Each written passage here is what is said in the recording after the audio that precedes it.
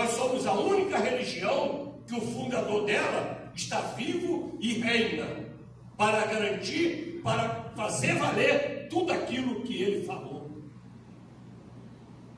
Maomé morreu, Buda morreu, e outros, aí tudo morreram. Ninguém pode voltar para garantir a vitória. O que esse rei tinha para oferecer a Daniel? Daniel, mais uma vez, se mostrando ser um homem de Deus, ele teve coragem.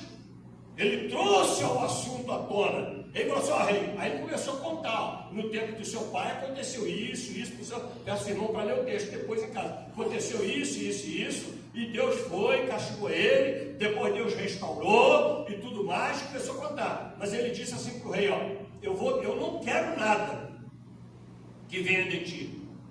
Não quero o dinheiro que você quer me dar, não quero o título, de tudo isso a outro. Mas eu vou te falar o que tem que ser falado.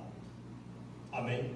O homem de Deus tem que falar aquilo que Deus coloca no nosso coração. Como o profeta Ananias, Acabe falou assim, aí Ananias chegou lá e falou assim, não sei se é Ananias o nome, você não me fala, muitos profetas nome iguais, inclusive Ananias tem mais de um. Ele falou assim para Acabe: não, vai que Deus vai te dar a vitória. Acabe desconfiou. Não falei que ele não fala, é para falar o que Deus mandou. Para falar o que Deus mandou. Aí ele falou assim: ó, se você for, ele falou assim: ó, quando prende ele aí, ele mandou prende Ananias. Quando eu voltar, eu vou resolver, eu vou mandar matar, resolver. Não me lembro bem o texto, mas Ananias falou assim para ele: se tu voltar, Deus não falou comigo. Porque ele não ia voltar. O homem de Deus, irmãos, tem que estar nas mãos do Senhor. O homem e a mulher de Deus tem que estar nas mãos do Senhor. Confiar no que Deus fala, confiar no poder de Deus.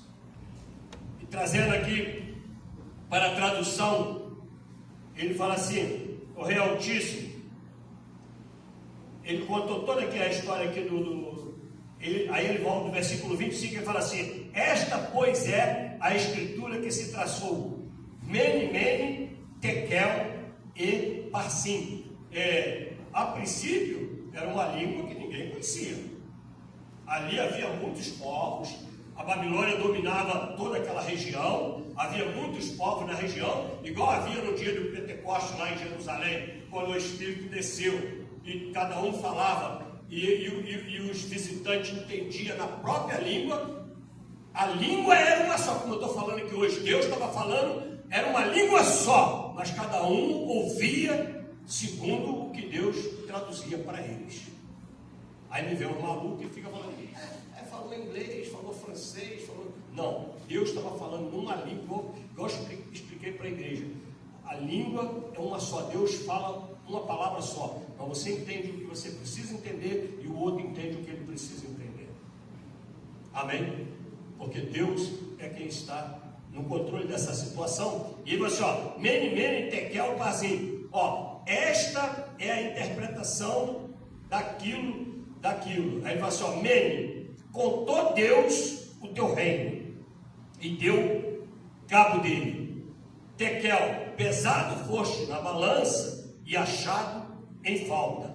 Pérez, dividido foi o teu reino e dado aos medos e aos persas. Meu irmão, se você não tiver contaminado, é isso que você tem que ouvir de Deus. Porque hoje nós estamos vendo igrejas contaminadas. Você fala assim, vai que Deus vai te dar a vitória. A pessoa está em pecado, está em fraude, está na prática do engano. E a gente só vê pessoa falando que Deus vai dar a vitória.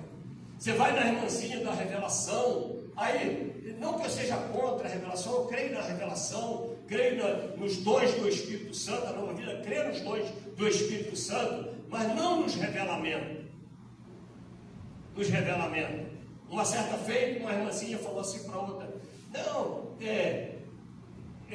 falou assim para o varão, Deus tem uma varoa preparada para você, e ela não tinha visto, aí o rapaz mostrou a aliança, eu já sou casado. Aí ela usou assim, não, mas o que Deus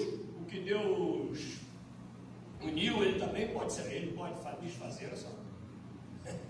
Onde que existe? Deus não volta atrás da sua palavra. Amém? Deus não volta atrás da sua palavra. O que acontece? A gente vê pessoas fazendo revelação.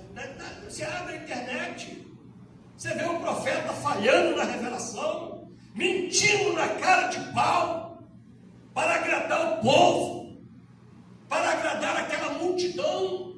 A multidão não percebe. O inimigo cega o entendimento.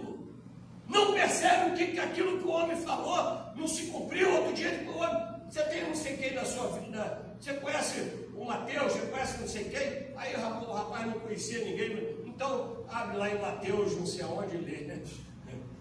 Porque o rapaz não conhecia nem o Mateus, não tinha nem um conhecido chamado Mateus, mas ele queria dar uma revelação em cima desse nome. Fraude, irmãos, fraude. Por quê? Porque a palavra, Deus não manda profeta para bajular. Deus não manda profeta para massagear ego. Deus manda profeta para apontar pecado. Apontar pecado e apontar o caminho. Apontar o pecado e apontar a solução, que é Cristo Jesus. Apontar o que está errado e apontar para onde tem que ir, que é o caminho certo, que é Jesus Cristo.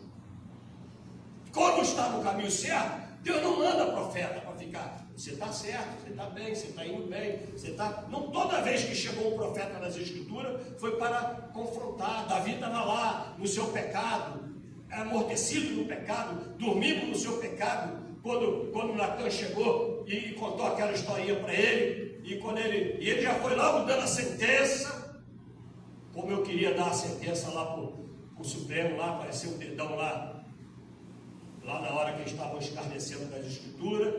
Nossa, que alegria que eu ia ficar, né? Mas Deus não faz desse jeito. E Davi já estava dando a sentença para aquele homem, os irmãos conhecem a história. Aí Natan falou assim: você é o homem.